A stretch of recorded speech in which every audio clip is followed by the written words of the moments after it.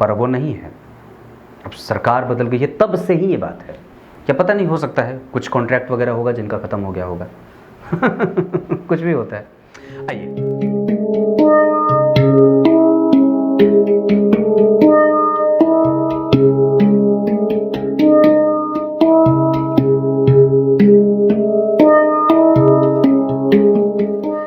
सुबह 10 बजे से लेकर 11 बजे के बीच में उपस्थित हूँ आप सबके सामने। आज जिनकी कुंडली लेकर के आया हूँ, इनका नाम असरीत है। ये हैं जगाधरी हरियाणा से। इनकी कुंडली आई है, जैसे ये चिट्ठी आई है जगाधरी हरियाणा से। मेरी माता जी जब मैं बहुत छोटा था, गर्मी की दोपहरी, एकदम गलियाँ सुन, और मुझे याद है जब कभी सरकारी स्कूल से पढ़ करके दोपहर में आते थे तो एक ही खाना मिलता था खाने को, दाल भात चोखा। वही सामने से और कुछ याद ही नहीं आता, वही चीज़ जो है वो सामने दिख जाती है। और इतना वो खाया कि अभी तक आज भी वो बहुत पसंद है। और उसमें मम्मी जो है वो सिलाई करती रहती थी, पता नहीं वो कुछ ना कुछ सिलती ही रहती थी। आज भी दोपहर में सिलती ही रहती हैं। उसके बाद विविध भारती के गाने नए ज़माने के, सखी सहेली, बहुत सारी चीज़ें, पता नहीं। उसमें जो है वो अकोला महाराष्ट्र से बड़ी कुंडलियाँ आती थी, बड़ी वो बड़ी चिट्ठियाँ आती थी। वो दोनों जो है वो सखी सहेली वाली 3 बजे से आता था ना, हाँ, उसमें वो चिट्ठियाँ पढ़ते थे। मैं सोचता था ये अकोला वाले कुछ बैठ कर के खाली चिट्ठी लिखते रहते हैं, ये सही में आती है ऐसे ही खाली, पर वो सच में आती है। मेरे पास भी जब अकोला की कुंडलियाँ आती हैं तो कहता हूँ कि अकोला महाराष्ट्र, कोल्हापुर महाराष्ट्र से बहुत लोग चिट्ठियाँ लिखते थे सखी सहेली कार्यक्रम में। अभी तो बहुत दिन हो गए विविध भारती को सुने। रामचरितमानस से संगीतमय पाठ सुबह नाना जी बजाते थे और शाम को मम्मी बजाती थी। वो समय अब तो क्या आ गया है, कारवां। कुछ भी आ जाए, रेडियो की जगह कोई नहीं ले सकता। शुरू करते हैं आज का कार्यक्रम। कहीं नहीं जाना है, बिल्कुल बन के रहना है। शुरू करते हैं। कन्या लग्न की कुंडली है और गुरु की दृष्टि लग्न पे है। इस वजह से विद्या, बुद्धि और भाग्य से संपन्न जातिका का निर्माण होगा। लग्न के ऊपर और लग्न से केंद्र में मंगल का बैठना, जो अष्टम भाव के अधिपति होकर के दशम को देख रहे हैं, तो व्यक्ति को हृदय क्षेत्र से संबंधित समस्याएं हो सकती हैं। गुरु, अगर ध्यान से समझिएगा, जन्म कुंडली के 6वें भाव के अधिपति अगर यहाँ 12वें भाव से संबंध करते तो व्यक्ति को मातृहंता बनाते, माता का पराक्रम, माता का कष्ट, माता को रोक देते। पर ऐसी स्थिति नहीं, मतलब शनि और सूर्य अगर एक साथ बैठ जाते तो दिक्कत होती। अगर सूर्य और शुक्र एक साथ बैठ जाते तो भी दिक्कत होती। बहुत सूक्ष्म बात है। अगर शनि और शुक्र एक साथ बैठ जाते तो अच्छी बात होती। देखिए यहाँ बैठ रहे हैं, इसका मतलब है कि व्यक्ति जो है वो धार्मिक होगा, यशस्वी होगा, गुणकारी होगा। इसे आप पॉजिटिव वे में जितना जोड़ना चाहते हैं जोड़ सकते हैं। पर यहाँ चतुर्थ भाव में अष्टम भाव के अधिपति बैठे हैं और गुरु राहु और केतु के संपर्क में हैं। इस वजह से व्यक्ति को हृदय क्षेत्र प्रभावित होता देखा जाता है।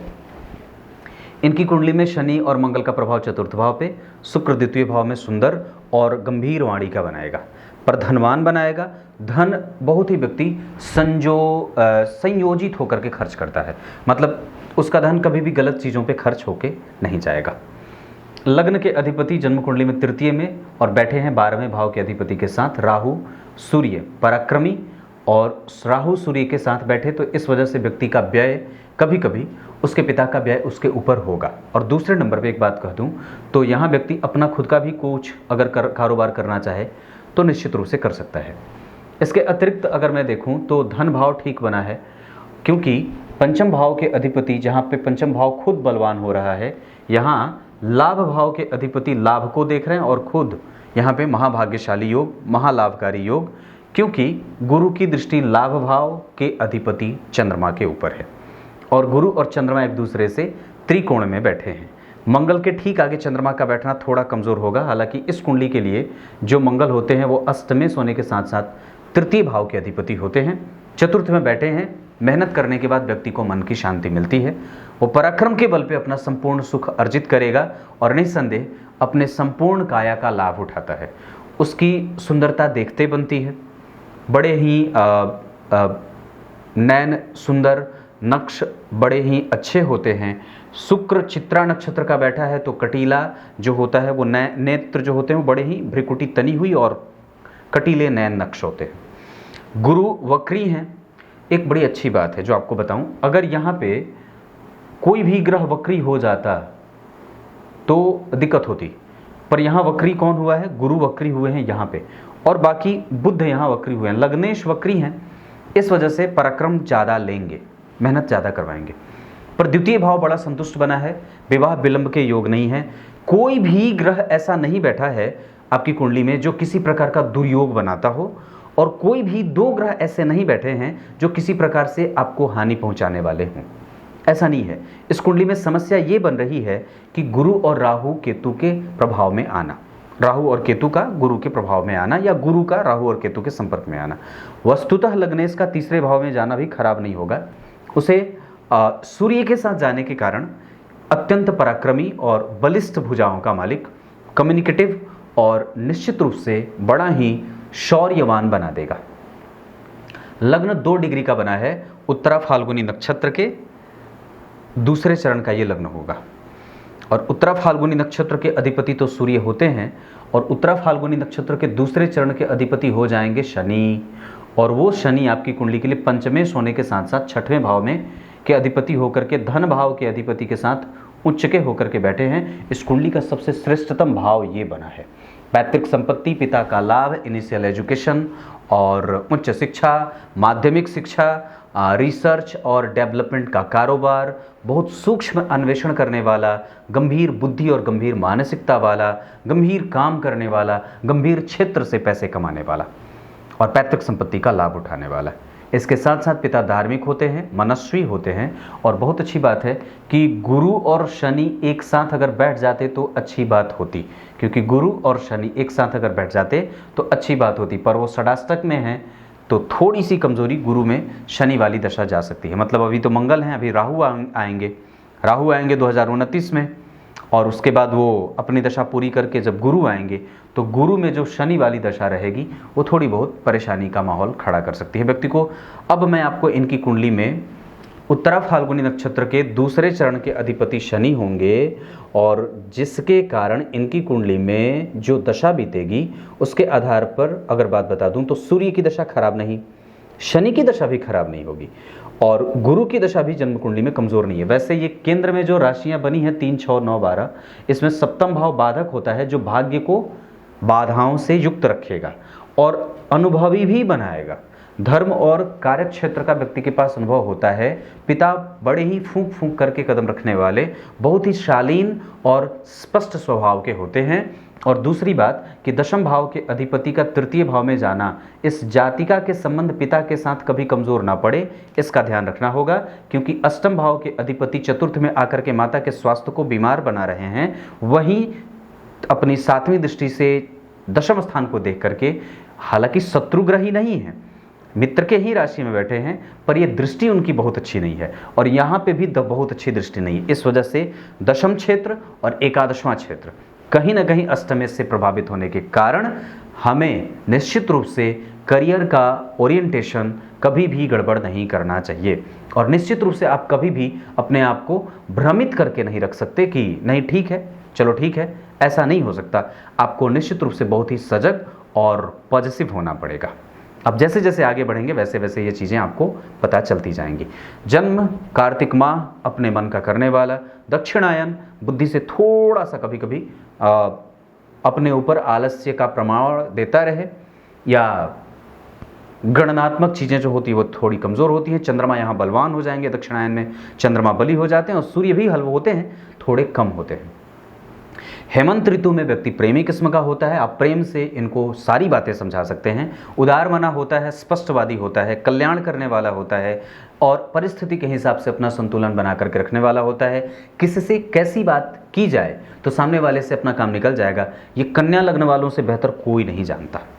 शुक्ल पक्ष के षष्ठी तिथि के चंद्रमा शुभ ग्रह नहीं होते, इस वजह से धन प्राइवेट सेक्टर से आता या मल्टीनेशनल कंपनी से जुड़ करके या खुद के कारोबार से आता है। धन का जो आवागमन होता है वो कई बार जो है वो प्राइवेट सेक्टर से भी आता है या खुद के कारोबार से। हालांकि ये कई बार चीज़ें रविवार के जन्मे होने से सरकारी क्षेत्र का लाभ भी मिलते देख रहा हूँ।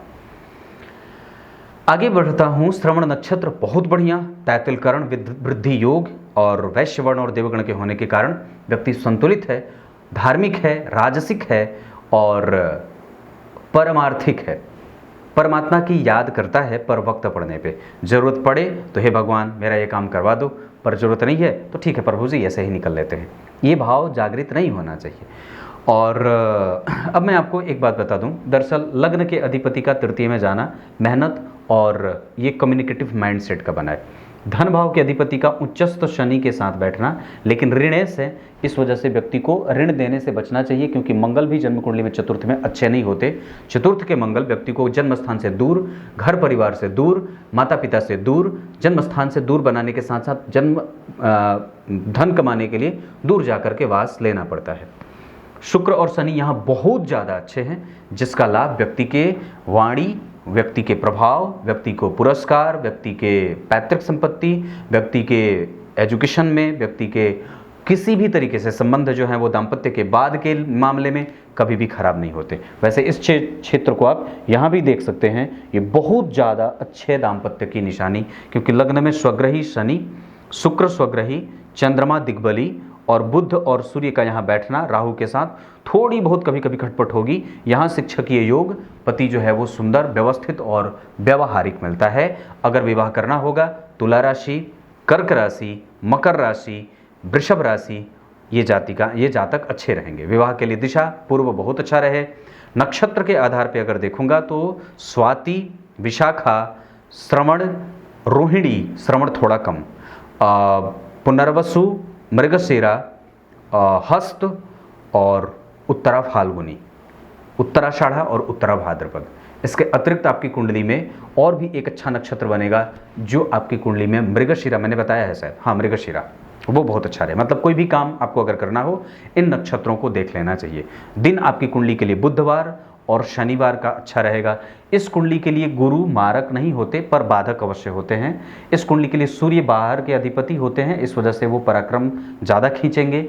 और यहाँ पे जन्म कुंडली में बुध के बाद शुक्र सर्वाधिक अच्छे ग्रह के रूप में देखे जाएंगे। लग्नेश और दशमेश और चतुर्थ और सप्तम के अधिपति होकर के इन दोनों मतलब गुरु को और बुध को एक दूसरे का देखना बहुत ज़्यादा अच्छा होगा। मतलब इस कुंडली में एक अच्छी उत्कृष्ट स्थिति शुक्र और शनि का साथ में बैठना, गुरु का बुध को देखना और सूर्य और गुरु का एक दूसरे को देखना।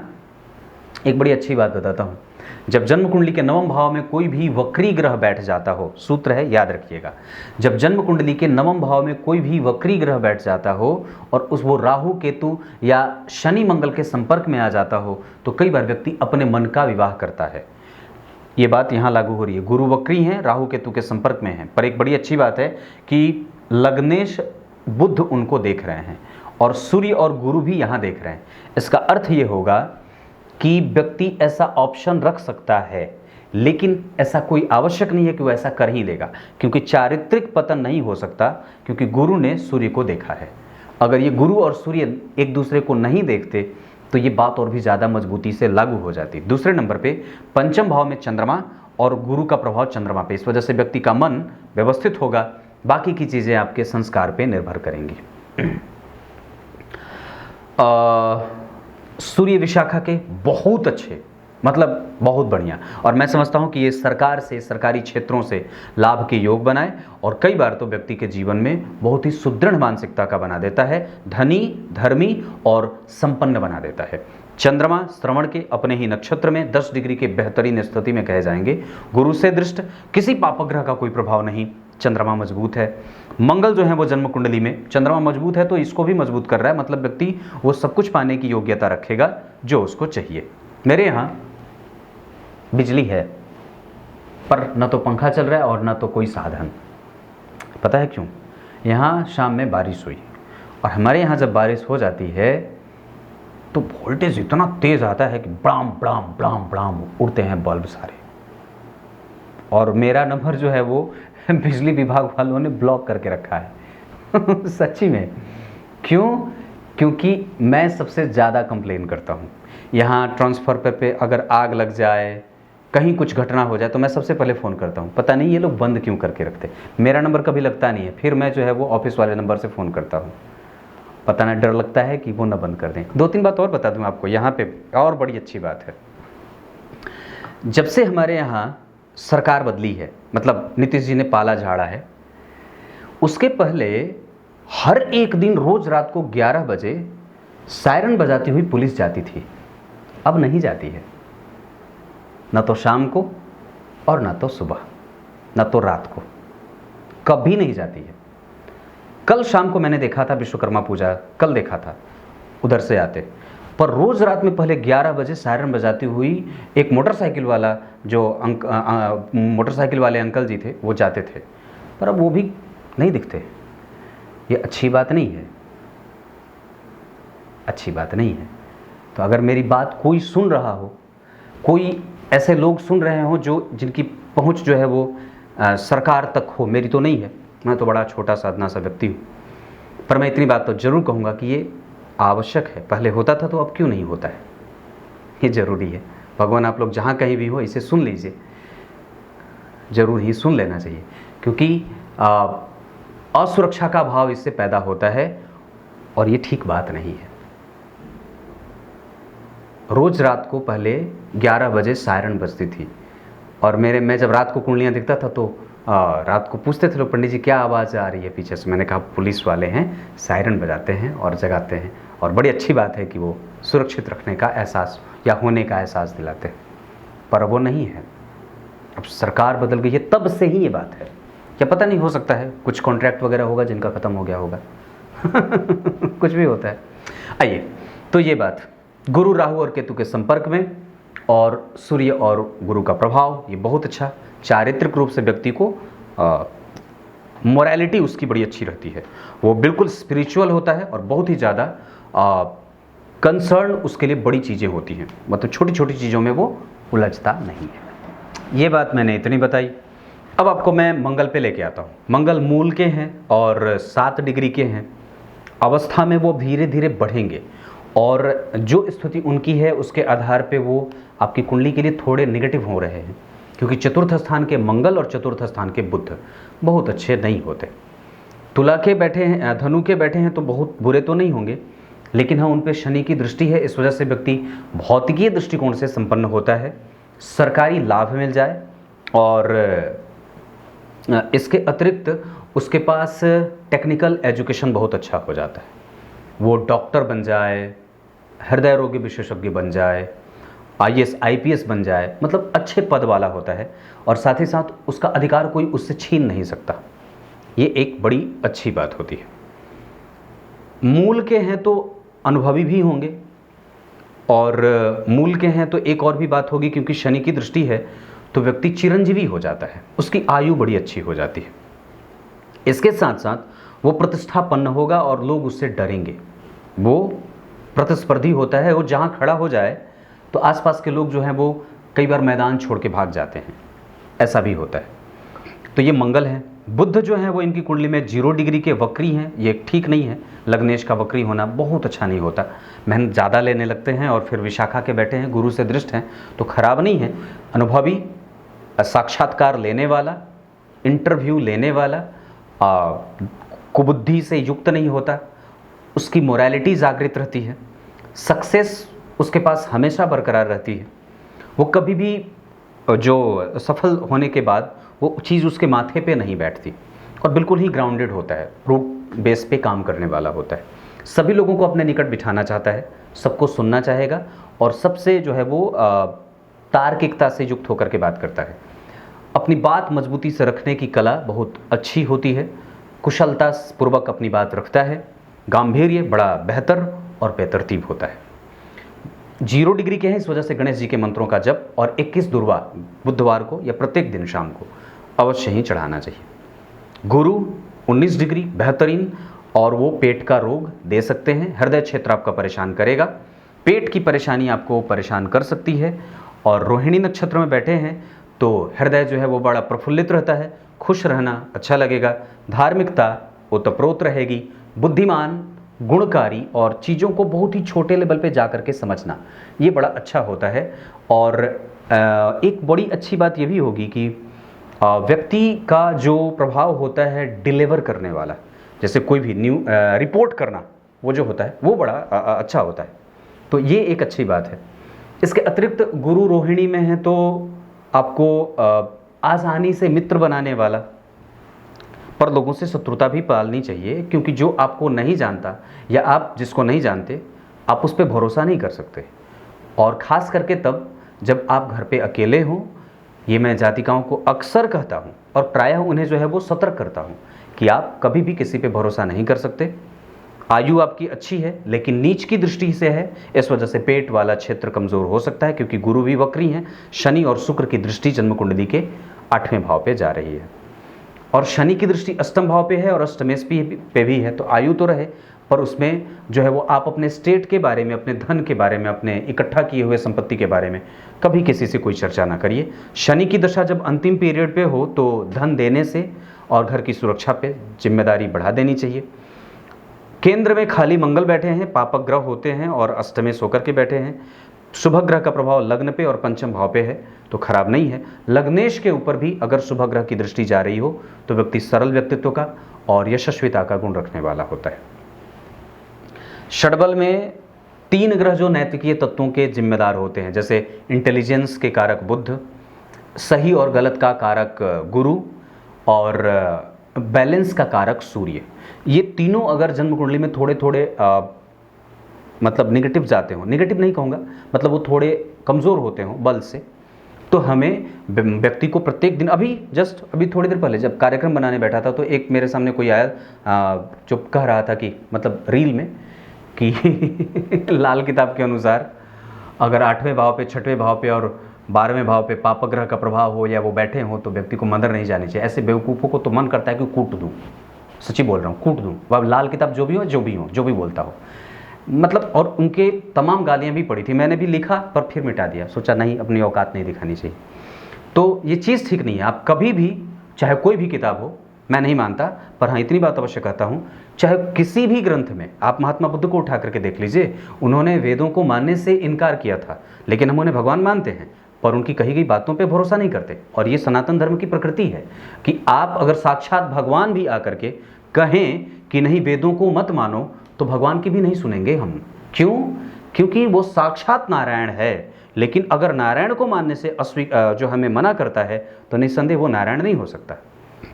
समझने वाली बात है। तो कोई भी व्यक्ति आपको अगर ये कहे कि इस दिन मंदिर मत जाइए, गाय की सेवा ना करिए, सूर्य को अर्घ मत दीजिए, मंदिर का दर्शन ना करिए, गर्भगृह का दर्शन ना करिए, इससे ये हो जाएगा, ये हो जाएगा, इन लोगों को तमाचे पड़ने चाहिए। तमाचे ऐसे ऐसे थप्पड़ से गाल लाल कर दो, बेवकूफ़ नहीं ना।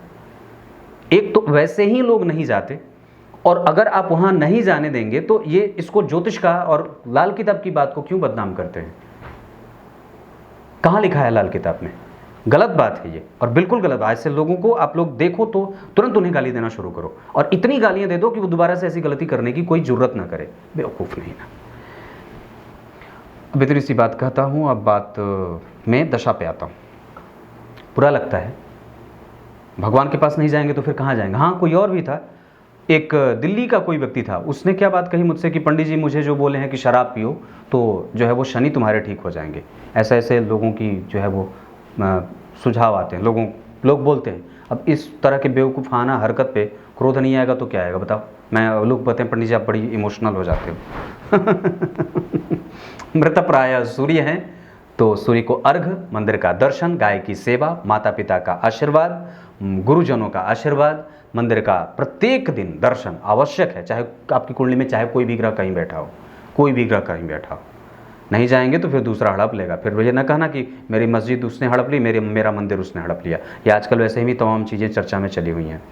तो वृद्ध जो है वो जन्म कुंडली में चंद्रमा है, इस वजह से इमोशन को कंट्रोल करिएगा। मंगल जो है वो जन्म कुंडली में ठीक है, आपके पास ऊर्जा है, उसको बैलेंस करने की आवश्यकता नहीं है, वो ठीक है।